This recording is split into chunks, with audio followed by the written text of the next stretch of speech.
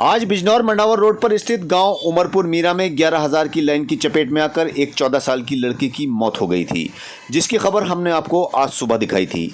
उस खबर का लिंक भी डिस्क्रिप्शन में मौजूद है, आप वहां पर जाकर पूरी खबर देख सकते हैं। जैसे ही नगीना सांसद चंद्रशेखर को लड़की की मौत की खबर मिली, वो पूरे लव लश्कर के साथ पोस्टमार्टम हाउस पर पहुंच गए और परिजनों को सांत्वना दी। उन्होंने इसे बिजली विभाग की बड़ी लापरवाही बताया। सुनिए क्या बता रहे हैं चंद्रशेखर। सांसद जी, आज एक लड़की की डेथ हुई है बिजली से, आप यहाँ पे आए भी हैं, किसकी लापरवाही मानते हैं? देखिए, ये विद्युत विभाग की लापरवाही है, क्योंकि जहाँ आज घटना घटी है 6 महीने पहले भी वहाँ घटना घटी थी। वो तो अच्छा है, समय अच्छा था कि तत्काल जो है बिजली चली गई, वो बच्ची बच गई। 11,000 की लाइन 1 फीट 1.5 फीट के ऊपर से, आप मकानों के ऊपर से निकली हुई है। उन्होंने कई बार जो है तहसील दिवस पे भी जो है एप्लीकेशन दे दी कि भाई ये उसको बदलाव होना चाहिए, लेकिन क्योंकि गरीबों की जान की कीमत बहुत कुछ है नहीं, और अब तो अधिकारी कर्मचारी भी उनकी जान की कीमत नहीं समझते, इसलिए लापरवाही होती रही। आज उसका खामियाजा एक 12 साल की बच्ची को, जो परिवार की अकेली बेटी थी, उसको अपनी जान दे के चुकाना पड़ा। मैं यहाँ आया हूँ, मैंने उसकी हालात देखी, वो तो पूरी जल गई है और वो अब तक दुनिया में भी नहीं रही। अभी उसका पोस्टमार्टम हो रहा है। मैंने यहाँ के अधिकारियों से बात की है, जो भी उचित मुआवजा जो है इस तरह की घटना में जो बैठता है, वो मुआवजा उसके परिवार को मिले। और जिन अधिकारियों की लापरवाही से ये हुआ है, उन पर FIR दर्ज हो, उसके लिए हमने बातचीत कर ली है। और मेरा प्रयास रहेगा कि वो लाइन भी वहाँ से ख़त्म हो जाए बिल्कुल। और उसके साथ साथ जहाँ भी ज़िले भर में इस तरह की लाइन है, जिनसे, क्योंकि अब बारिश का समय आ गया, मानसून का समय है, तो बारिश पड़ेगी तो दूर से भी जो है बिजली लाइन जो है खींचने का प्रयास करेगी और फिसलन भी हो जाती है। तो मेरा प्रयास रहेगा जहाँ भी ज़िले में इस तरह की लाइन है, विद्युत विभाग के अधिकारियों जल्दी जो है मैं एक मीटिंग करूँगा और सभी को बुला के सभी को से वार्ता करके उनको निर्देशित किया जाएगा कि उन पर जानकारी हासिल कार्रवाई करें। लोगों की जान जरूरी है, बाकी सब चीज़ें बात है।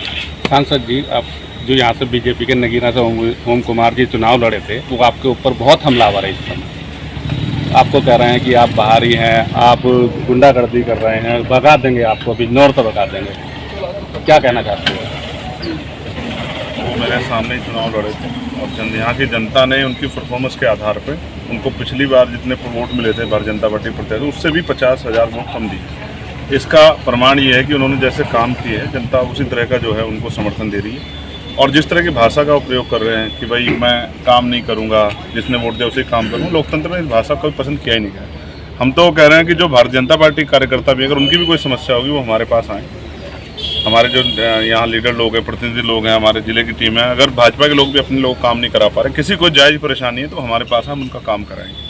और वो अभी मैं सदगुरु रविदास जी महाराज से प्रार्थना करूँगा कि उनको सद्बुद्धि मिले और गुस्सा छोड़ के, वो तो सम्मानित पद में विधायक है, तो विधायक के अपनी विधानसभा के जरिए काम करें लोग। उनको तो अवसर थे, लेकिन मैं फिर समझता हूँ ठीक है, उनके लिए मैं मंगल कामनाएँ करता हूँ, लेकिन मुझे यहाँ की 16.5 लाख जो हमारे यहाँ की जनता है, उस महान जनता की चिंता है।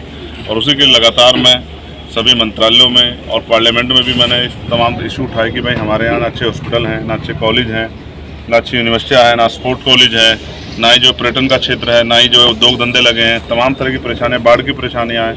तो मैं अभी 1-2 दिन बाद ही जो है जल मंत्री जी से मिलकर जो है कोशिश ये करूँगा कि यहाँ जो बाढ़ की समस्या है, इस पर जो इसका उचित उपाय हो, क्योंकि बाढ़ से हर बार परेशानी होती है। पैसा भी आता है, लेकिन वो पैसा फाइलों तक, नेताओं तक सीमित रह जाता है, वो ज़मीन पे नहीं लगता।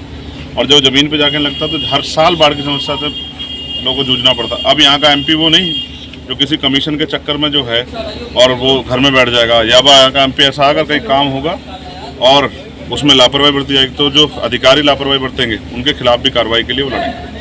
सांसद जी, आपने कुछ दिन पहले, लगभग 20 दिन पहले एक बयान दिया था नमाज और कांवड़ को लेकर। उसी के पलटवार में ओम कुमार ने कहा कि मुसलमानों से इतनी हमदर्दी है चंद्रशेखर को, तो अपने घर में नमाज पढ़वाएं। इस पर क्या कहेंगे आप? पढ़वा लेंगे। उनका दिल छोटा है, हमारा दिल छोटा थोड़ा ही है। अगर किसी को भी किसी के धर्म को, इबादत को करने में, पूजा प्रार्थना करने में परेशानी आए और हमारे घर की जरूरत पड़े, हम तो अपने आप को खुशनसीब मानेंगे अगर वो हमारे यहाँ के पढ़ना चाहे या अपनी पूजा पाठ करना चाहे। लेकिन मैं फिर आपसे कह रहा हूँ, भारतीय जनता पार्टी की नीति है, वो हमेशा से कमज़ोर वर्गों के खिलाफ रहे, स्पेशली मुसलमानों के, दलितों के, पिछड़ों के वो खिलाफ रहे। इसी पॉलिसी ने जो है इस बार उनको सबक सिखाया। आगे जितना बुरा बोलेंगे जनता उतना ही सबक सिखाएगी। अच्छा, इस समय कांवड़ का माहौल चल रहा है, कार्रवाई करवाएंगे, आप चिंता मत करो। देखो कैसे मजाक कर रहे हैं लोग, जिंदगी साथ है। किसको देखनी है? दोषियों को सख्त से सख्त सजा मिले। ये तो जिंदगी आसान नहीं, गरीबों के लिए बहुत मुश्किल है जिंदगी। बस यही है, परिवार में वो देखता है सबको, सारी खुशियाँ परिवार में देखता है। तो यहाँ हमारे सीनियर लोग जो हैं, ये कहाँ है, किसी की जान चली गई है, कोई छोटा मामला थोड़ा। बिल्कुल ठीक है, मैंने तो यहाँ के 6-7 अच्छे अधिकारी हैं, सम्मानित अधिकारी, जिनको मैंने देख लिया। मैं ले गया उनकी सूची और स्पीकर साहब को दूंगा, इनको नौकरी करना सिखाऊंगा, किस तरह नौकरी होती है। जब कोई कर्मचारी पीड़ित होगा तो उसकी मदद करेंगे, लेकिन जब कोई कर्मचारी गरीबों को शोषण करेगा तो उसको भी नहीं छोड़ेंगे, बिल्कुल किसी कीमत पर छोड़ेंगे। सबको पता होगा, अधिकारी को पता लग गया, ट्रांसफर करने चक्कर में पड़ गए, यहाँ पे भाग जाए। कहाँ भाग जाएंगे? नौकरी तो उत्तर प्रदेश में करें, कहाँ जाएंगे यहाँ पे बात।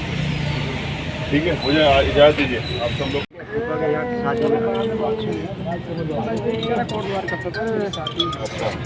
मेरी साली धैर्य रखना पड़ेगा, सब्र करना पड़ेगा कि भाई अब वो दुनिया में नहीं। तो हिम्मत रखो, तुम तो माँ हो ना, माँ हिम्मत रखो। बहुत दर्द सह के पैदा करते हैं बच्चों को, पैसा है थोड़ा, महिला के लिए बहुत मुश्किल है। और बच्चा नहीं गया कितने साल की? मैं पहले तो बुढ़िया को देखता हूँ। बाकी लोग थोड़ा